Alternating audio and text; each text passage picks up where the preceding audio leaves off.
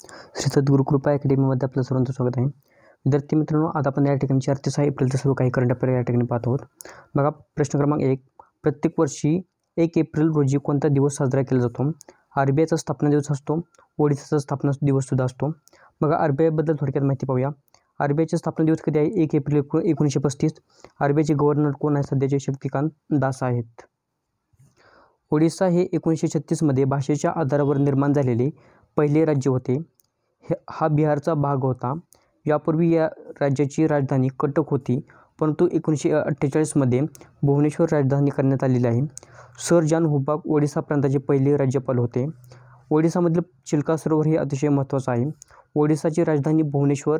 मुख्यमंत्री नवीन पटनायक. राज्यपाल रघुवर दास आहे. विद्यार्थी मित्रांनो, बघा, ओडिशा हे राज्यसुद्धा महत्त्वाचं आहे. या दिवशीसुद्धा हा 1 एप्रिल हा काय आहे? याचा स्थापना दिवस आहे. अलीकडेच ChatGPTने AI सुपर कॉम्प्युटर टार्गेट विकसित करण्याची योजना कोणासोबत केलेली आहे?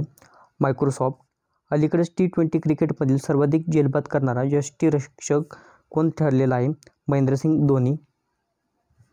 T20मध्ये विकेटच्या मागे 300 बळी घेणारा MS धोनी जगातील पहिला यष्टिरक्षक ठरलेला आहे. IPLमध्ये दिल्ली कॅपिटल्स विरुद्ध खेळताना त्याने ही कामगिरी केलेली आहे.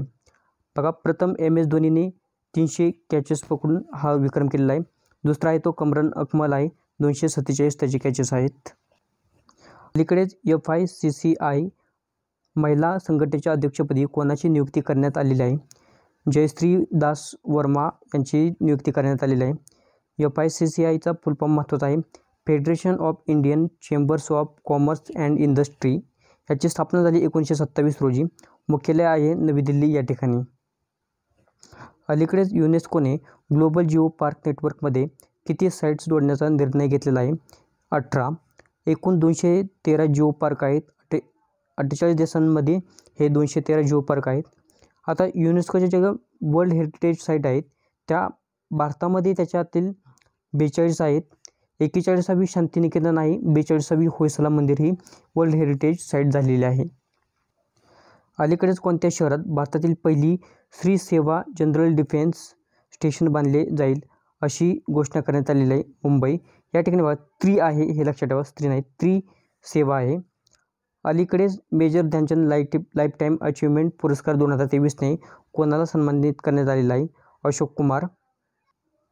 अलीकडेच चीनने अरुणाचल प्रदेशातील किती ठिकाणांची नावे बदलण्याची घोषणा केलेली आहे? 30. सर्वाधिक GI टॅग असणारे भारतातील कोणते राज्य ठरलेले आहे? उत्तर प्रदेश.